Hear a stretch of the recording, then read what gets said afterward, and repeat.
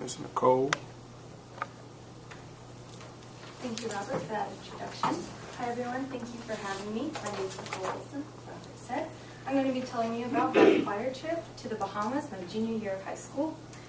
A little while ago, but it still plays a big role in my life. So I'm going to kind of bring around my pictures to show you as well. And my objectives, I guess, are to tell you kind of what my choir was and why I did it, tell you about the Bahamas, and tell you about how its impact on me has affected me up until now, too. So when we think about the Bahamas, I'm guilty of it too, we think of paradise. We think of crystal clear waters, such as my picture. We think of, just blue skies and palm trees and everything. But then driving up to the actual orphanage, you see, poverty, and you see areas in the Bahamas that aren't paradise.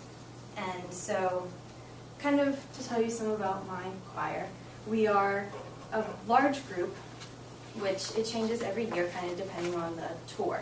We call it a tour because each year, from starting in about before we start school again, up until the summer when you will actually go on your tour, we have kids from 6th grade to 12th grade and a couple chaperones. So this specific trip had about 64 people on it, and we have, gone to places such as Chicago or Boston or New York, and as we work our way up to that area from Virginia, we stop at places such as retirement centers, detention centers, veteran care facilities, churches. It just really depends on the tour that we're going on.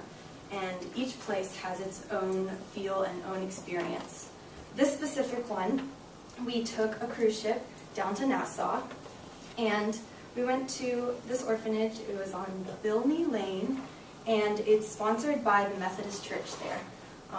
We actually were taken there before we even got to go out to the beaches and everything, so that, I think, had played a big role in how it made me feel afterwards as well.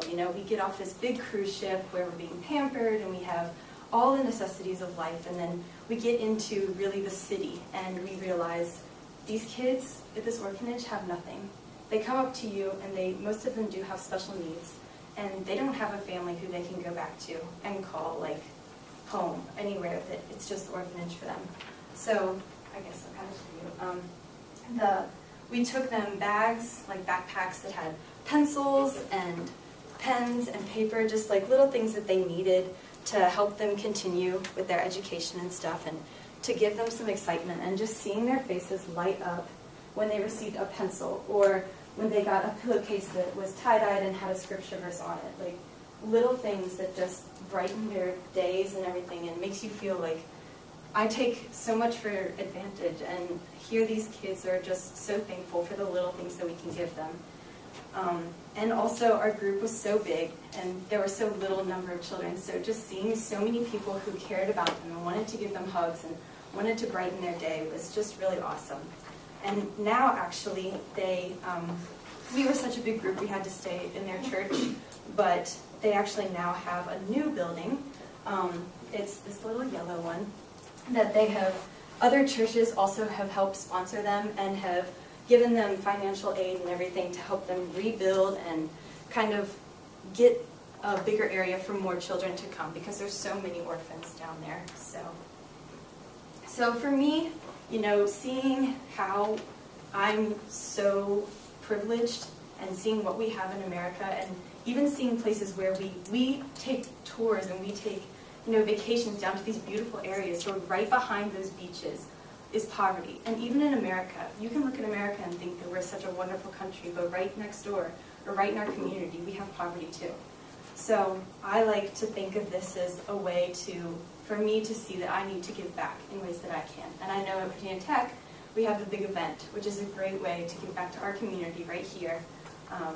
And I think that if anyone's interested, it's a great way. I know that a lot of people are encouraging you to sign up now, but I did it last year, and it was just really an awesome experience. You get to see how, if I can't go overseas, if I can't do a field study or a mission tour to help other people, I can do it right here in Blacksburg.